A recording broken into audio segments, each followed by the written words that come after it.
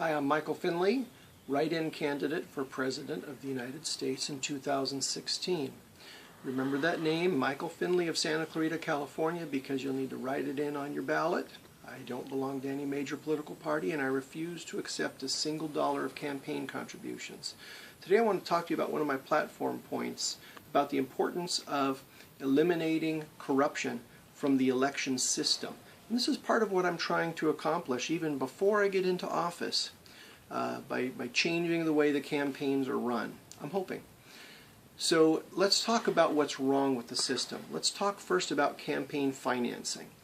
I did a prior video talking about the problems of corporatism in America, and this is directly connected. This study done by these two professors at Princeton University just recently released, and I know their names, but I'm afraid I'll mispronounce them, and I want to disrespect them by butchering their names. They did a very good job on their study.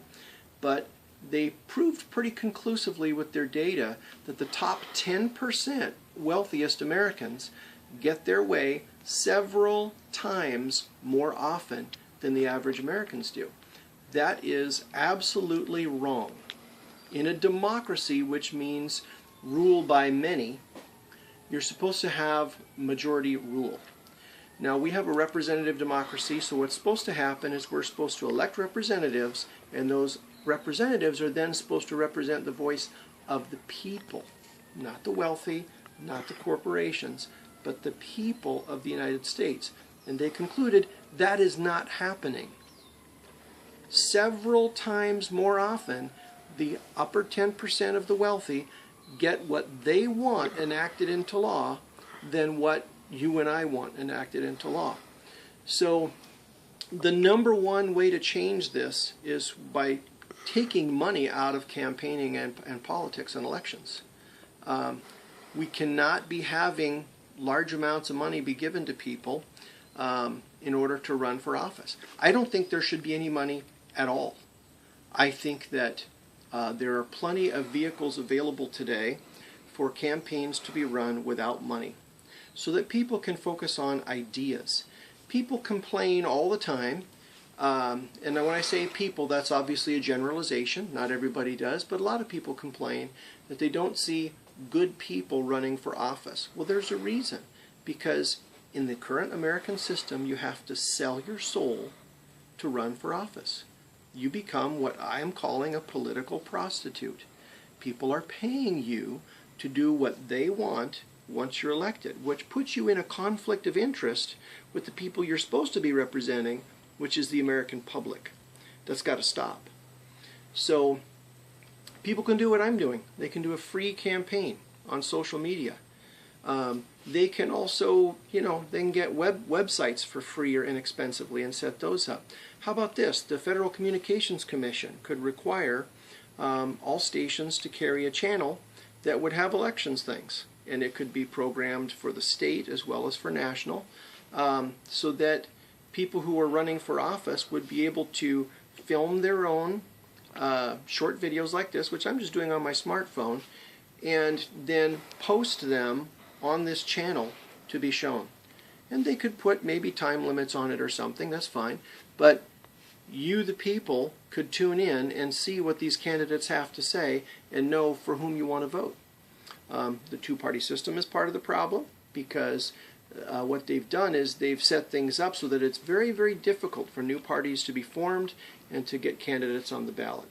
No matter how good those parties' ideas are, no matter how much they intend to do what's right. Another serious problem with elections is voter fraud. Let's talk about a name with which you should be familiar, and if you're not, I'd like you to look it up. It's Pia Fahrenkopf.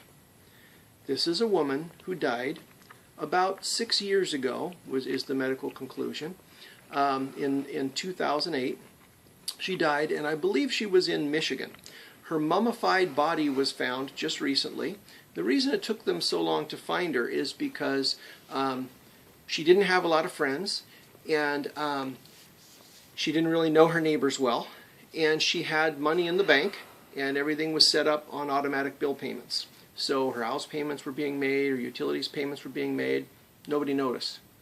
So all these years later, she's found dead because finally the money ran out, and the bank came to foreclose, and ta-da, here's a dead woman all mummified in the house. Mummified by nature, apparently, not like people were in there embalming her or something. The surprising thing is that she was still voting after she died. 2010, they show a record of her voting in an election. Now, that means somebody pretended to be this dead woman and voted on her behalf, which means somebody got 2 votes for the price of 1. That's not democracy. 1 person, 1 vote is democracy. So that's a problem. Also, before you go thinking that maybe, oh, this is just a really rare thing, it's not. For example, a Florida news station did an investigative piece just a few months ago where they were checking into people who were not even citizens of the country and whether or not they had registered to vote and whether there was records of them voting in elections, because in Florida they don't require you to show proof of citizenship. Well, yeah, they found several people who were not citizens of the United States, who were immigrants, who had been registered to vote, and who had a record of voting regularly in elections. Now, the people that I saw them interview all denied even knowing they were registered to vote, let alone voting. Again, either people who don't have a right to vote or somebody else trying to abuse their naivety and to gain the ability to have more votes and multiply their vote. Who knows? You might have one person who's set up to vote 100 times because they may be in a position to get to know immigrants and then register them to vote. That's a big, big problem. Again, 1 person, 1 vote. I know there's people who are afraid of having a requirement of identification for voting. We have to do it. Doesn't matter what party you like. We need to make sure that whoever is voting, it's 1 person, 1 vote. A lot of people also don't know that just a few years ago, actually in the mid-2000s, there was a man who was a computer programmer who testified under oath that he had prepared for a sitting congressman a computer program that can throw an electronic election. It has to be a close election, say 52 to 48%, and then the computer program could swap the votes and turn it around so that all of a sudden the person who was losing is now winning. And he said that the only way you could find out is if you could access the source code of the electronic voting programs. That's an even bigger problem, because now you could, 4% of a vote could be millions of votes in some cases, at least thousands, tens of thousands, or hundreds of thousands. Again, this interferes with the practice of democracy, because now you have somebody who's deciding they want to be elected even though the voice of the people said no, and then they try to throw the election. We need to have a way for source code to be examined, and if that needs to be done in a way that it's not, just open to the general public, but you have people who are professionals who can go in and examine it, something needs to be done to make sure that that's not happening, that the electronic voting is not being tampered with. The final point I'd like to make today is about the IRS and other agencies targeting political action groups.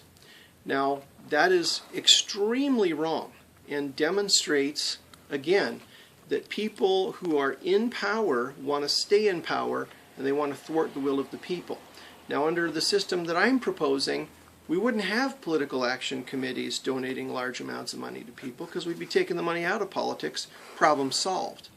But this shows that there is a serious problem, a mentality problem of those who are in office thinking that they have the right to abuse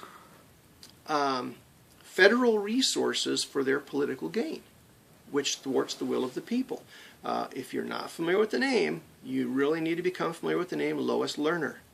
This is a lady who was in charge at the IRS and who is now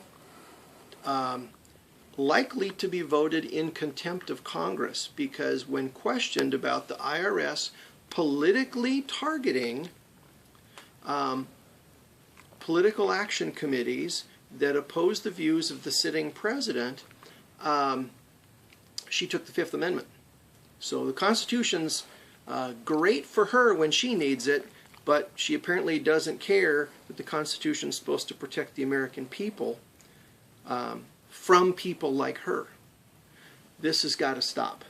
And the only way it's going to stop is if you start electing people to office who are not part of this corrupted system, so that they can take the corruption out of the system. I've had some people say to me, I really love your ideas, I think you got great things to say, but you got no political experience. What political experience do you have to become president? Okay?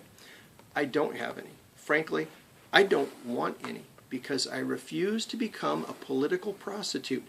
I refuse to campaign for office after office, getting contribution after contribution and owing favor after favor after favor after favor along the way until I don't have the ability to represent the interests of the American people. You've been told a lie. You've been told that only somebody who has experience in politics is qualified to be president. It's not what the Constitution says. What does your heart say? Does your heart say you want to keep electing career politicians? People who form dynasties where family members keep running for office over and over again and taking control of the country? Does your heart say you want to keep having the top 10% of the wealthy in the country continue to be in charge of government policy? Or does your heart say you want someone who truly represents the people of the United States of America? If that's what your heart says, then follow your heart. Write in Michael Finley of Santa Clarita, California, on the ballot in 2016. Thank you.